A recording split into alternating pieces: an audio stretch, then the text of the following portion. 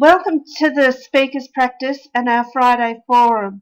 Hi, I'm Adrienne McLean, the founder of the Speakers Practice. The Friday Forum is for business people. This is a free 30-minute session where you will meet amazing business people who have experience in a wide variety of topics.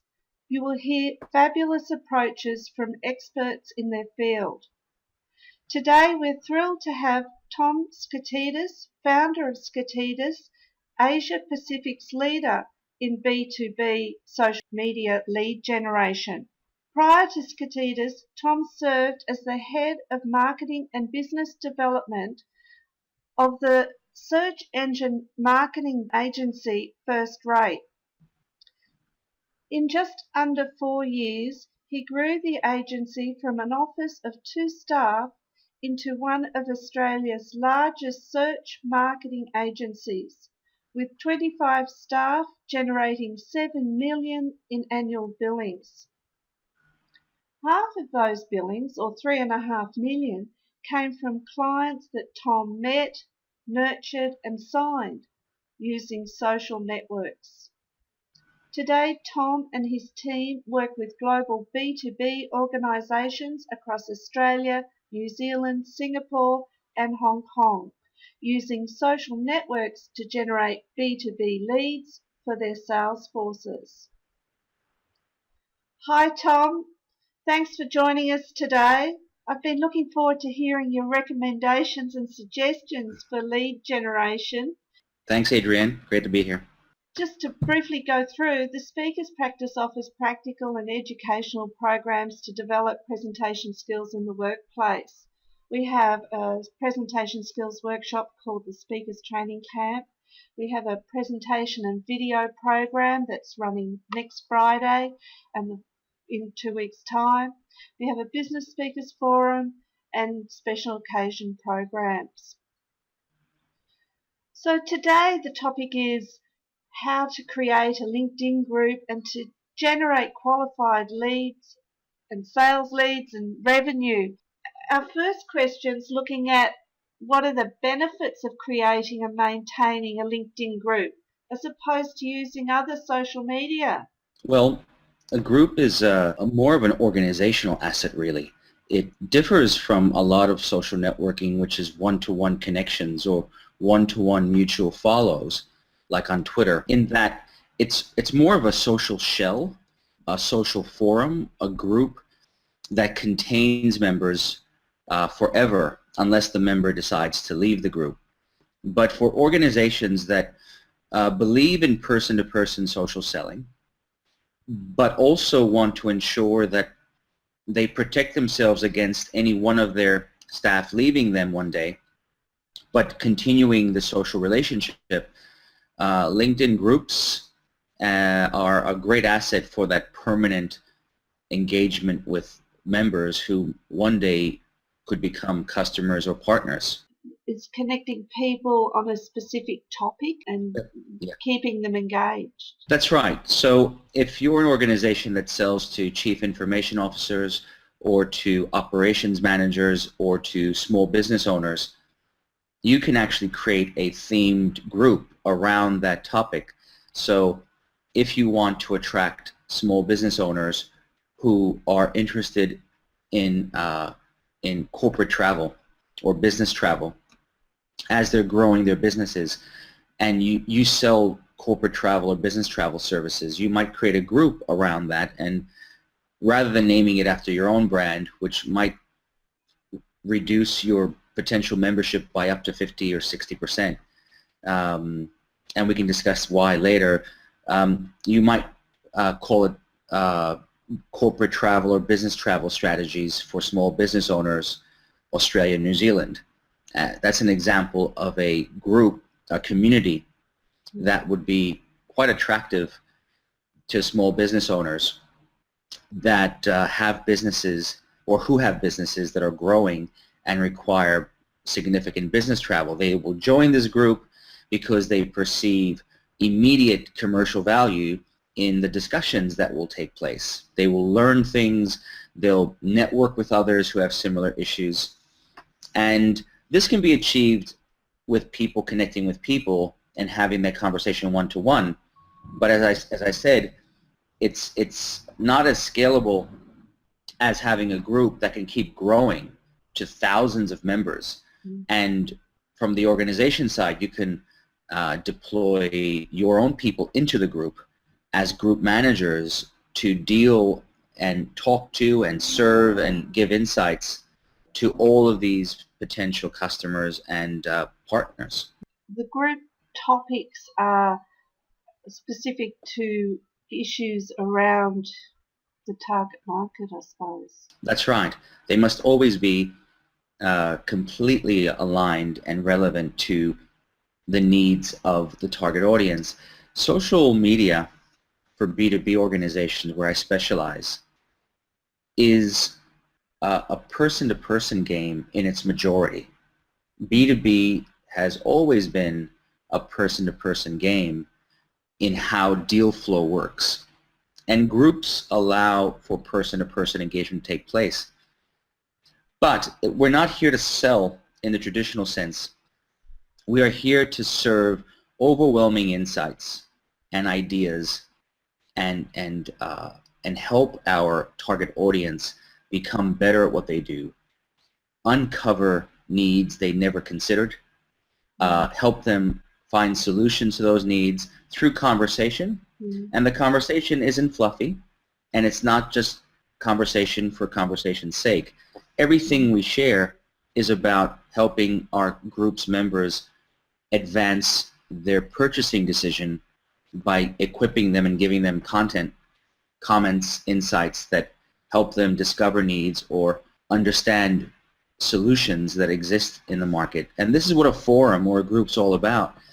The benefit to companies is by deploying group managers from within their own ranks, the personal brands of those group managers are significantly enhanced, and these managers can then create relationships that they can actually reach out to create meetings from. Let's get into the next question, which is, what are the steps in creating a LinkedIn group?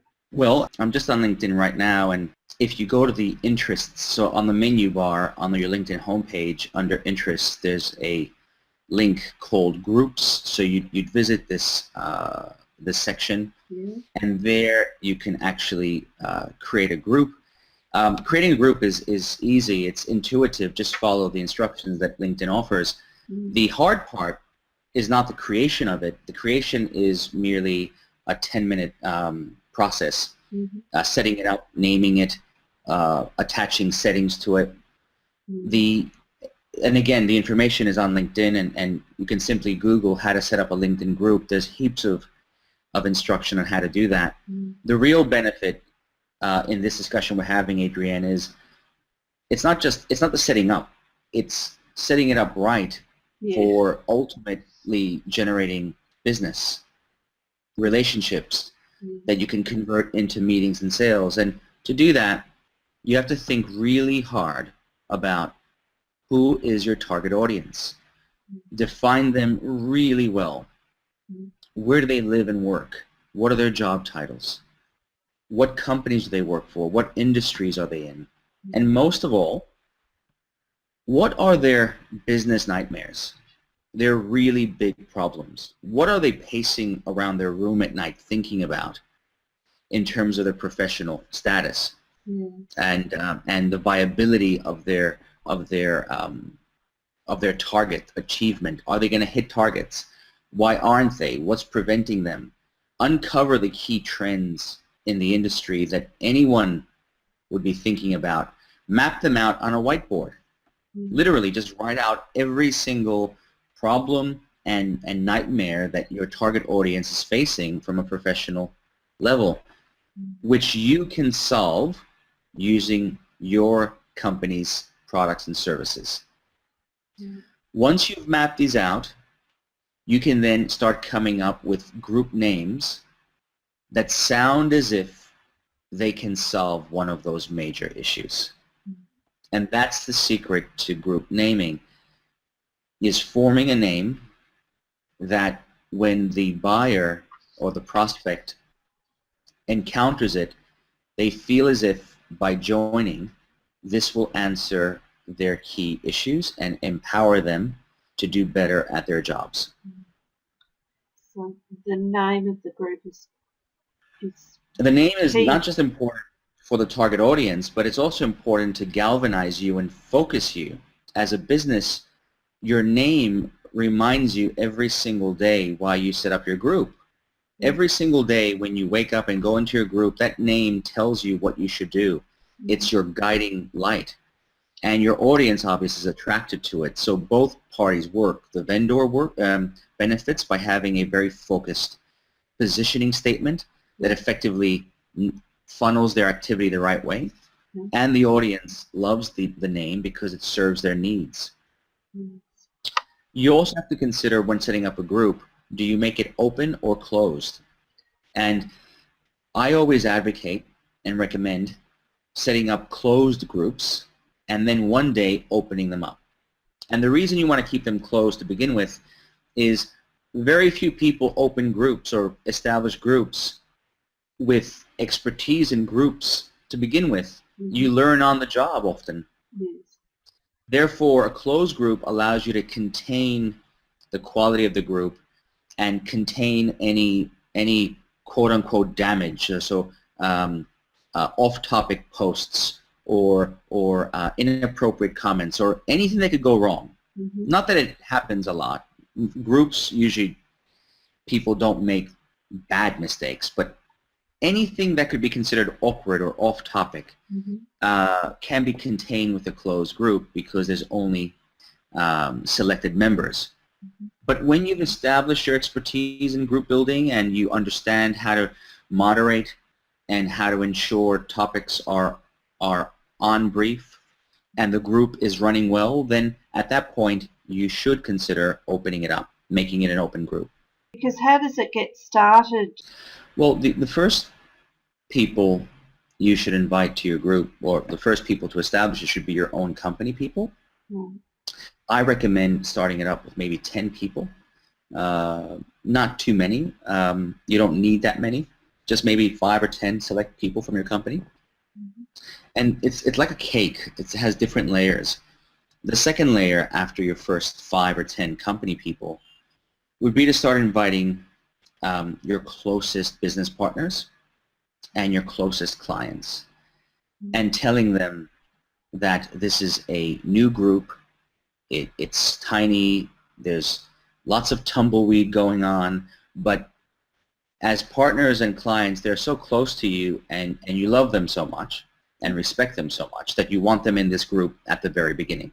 And it's a compliment to any person who's invited at this very early stage, so long as you manage their expectations. So you bring in the second layer of the cake, which is your closest partners and closest clients.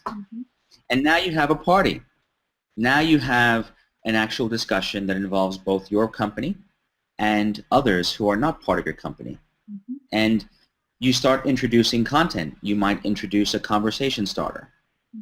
Or you might share an article with your own editorialized insight around it and ask the group to participate.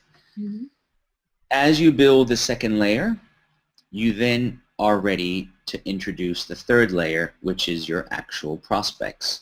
And at this point, you might, business prospects, I mean, people that you actually are actively pursuing.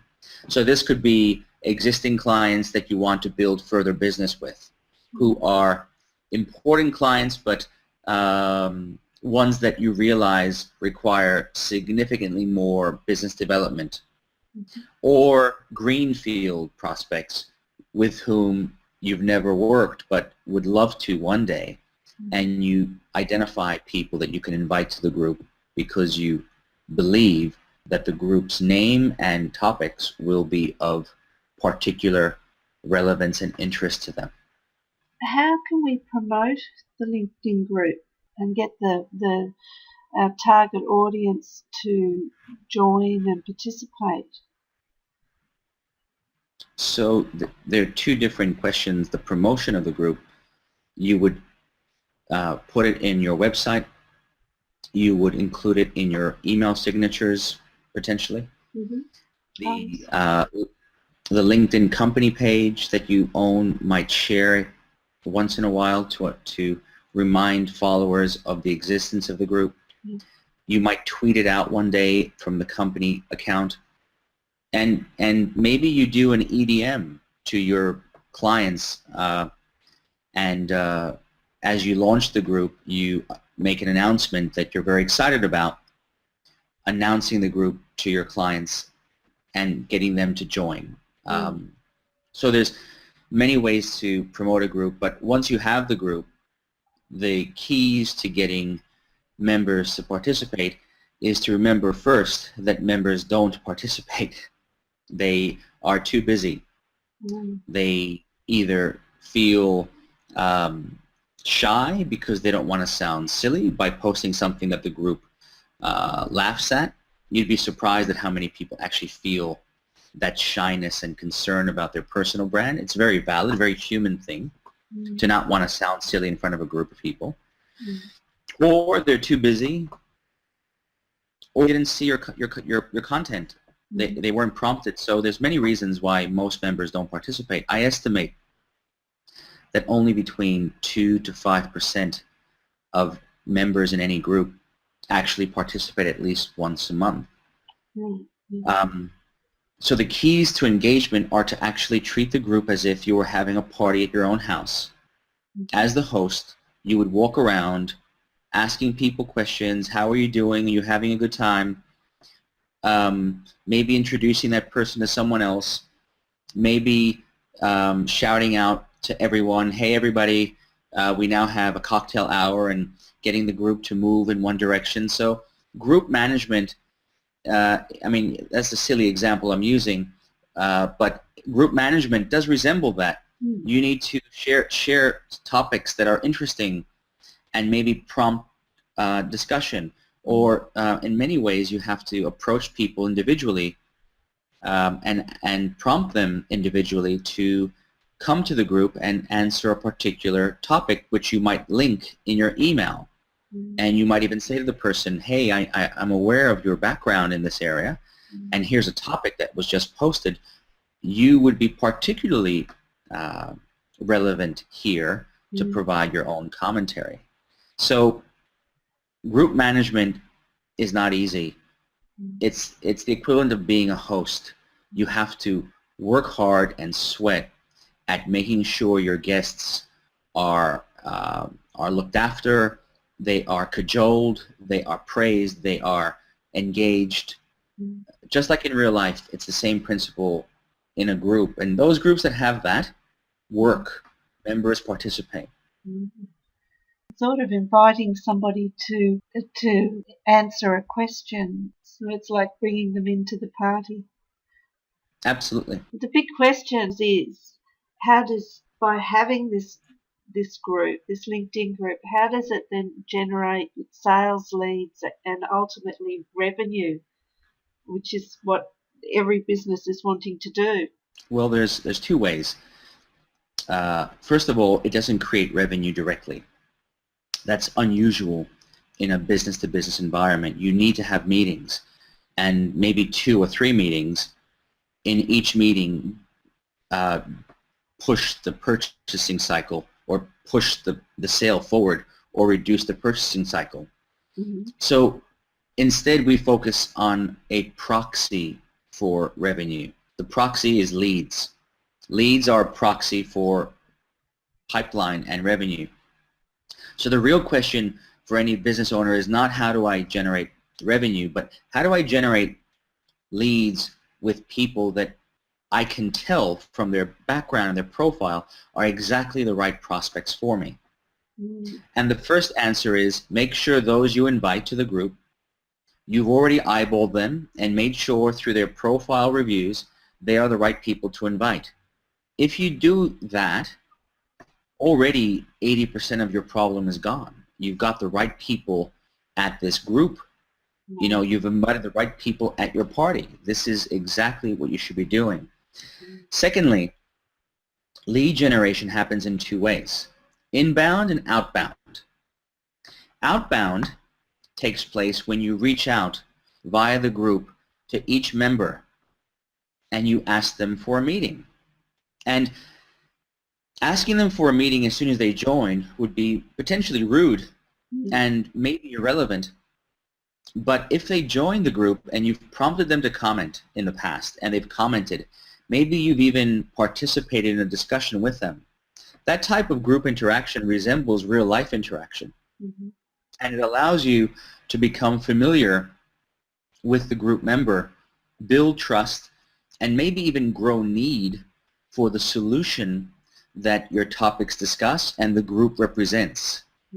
So what's happening here is the real life relationship building via the group. So when you reach out for meetings and you explain to the person you're reaching out to that they're in your group and you've even interacted, your meeting success rate, as in the number of meetings that are accepted by your buyer, are quite high as a ratio because people are familiar and trust you. So outbound lead generation, Adrienne, is a key part of LinkedIn groups. You must reach out and ask people to meet and use those meetings as sales meetings where you can actually close a deal eventually. The other way is inbound. Inbound lead generation takes place in two ways. First, when you share content in the group, that content sometimes is your own content, your own organization's content. So when your members click on it and they're pulled into your site so they can consume that content, at that moment, if your website is built in a manner that pushes traffic into a lead funnel, as in they download a report but they have to register their details, or if they fill out an inquiry form, this is an example of website architecture pushing through traffic and turning them or converting them into leads, inbound leads. Second way of inbound is LinkedIn groups allow the owners to send free emails once a week to all their members. It's a fantastic feature. It's called LinkedIn Group Announcements, and once a week you can use it as an owner to send out free announcements. And imagine that being EDM, but we call that social EDM because it's fully social. The group owner basically says, hey everybody, here's the latest announcement.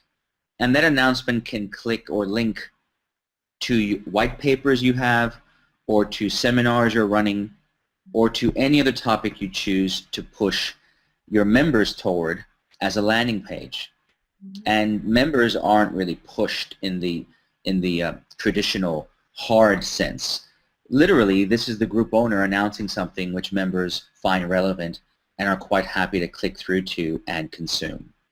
So these are the two ways, Adrienne, that LinkedIn groups enable lead generation. Yes, I can see that that's really a specific target if you can send an email out. We know that email works, and email that is contained within a social asset like a group is the ultimate confluence of social and email. This is really social email, social EDM, or social email marketing, if you will. So how long does it take to sort of get that activity going after the initial building of the group, the dynamic of the group? How long does that sort of take to get it working well? It depends on the interactions. The more member comments are produced, the more members comment, the more frequent the comments, the richer they are, the more interaction between group managers and members. That frequency and contextual richness of discussion accelerates relationships or familiarity and trust. So it really, there is no hard answer. The only answer is, you know as a host when your guests are ready for you to approach them. You know from the way they behave, the clues they leave, their digital body language. And a group is no different. If you are a caring and focused group owner and manager, after a certain number of comments have been registered and topics have been shared, interactions have taken place, you can pretty much tell when one of your group managers may reach out to a member and introduce themselves and ask for a meeting. As for inbound lead generation, well, you can begin conducting social EDM 1 week into your group. And as for content sharing and inbound lead generation through content, shared and clicked on, again, within the first week. Well, I'm very excited now. I'm going to go and get going on creating a LinkedIn group. There seems to be so many advantages. Well, there are, but I need to caution that groups are hard work. They're not a magic pill. They're not a silver bullet. They are phenomenal assets from a payoff perspective. So on the other end, they're phenomenal. I liken groups to a jumbo airliner. When they take off, they're in the sky. They're amazing assets. They work well. They continue to grow. Members comment. Participation thrives.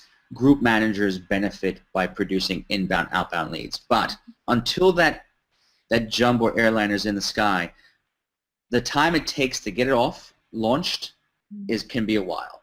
You might find that it takes you 1 or 2 months before a group actually has enough members to generate enough participation. You might find that it takes 3 months, especially if you're in a bigger organization and there's politics or there's other projects that take precedence. Groups can take a while to really prove their value, and many people give up on them.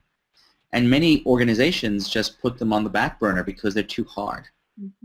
But if you persist and get critical mass, and I estimate critical mass to be about 300 members, by the way, Adrienne, about 300 members, you start to see that takeoff of the asset. So I would recommend to everybody to persist, but it is hard work.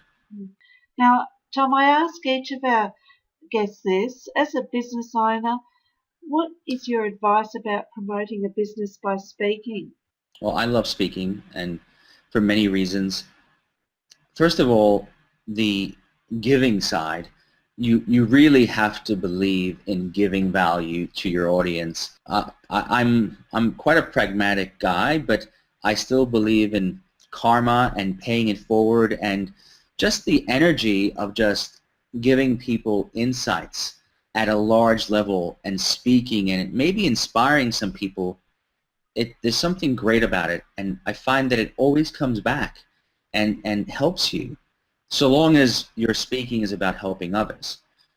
Again, not approaching this from, I'm not Mother Teresa. I'm an agency owner and very commercially focused, but I do believe in that positive energy and luck that public speaking brings to your audience if you know your topic and back to you.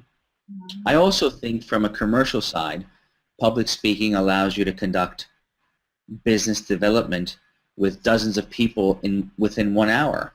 So rather than having to do meetings with 50 people separately, public speaking is an extremely scalable business development activity for business owners and others in sales to get their message out very efficiently. So public speaking, I'm passionate about it, and I think every business should invest in this area.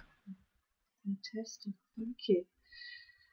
And then, would you like to give us a bit of background about Skotidas and what the B2B social media lead generation group is about?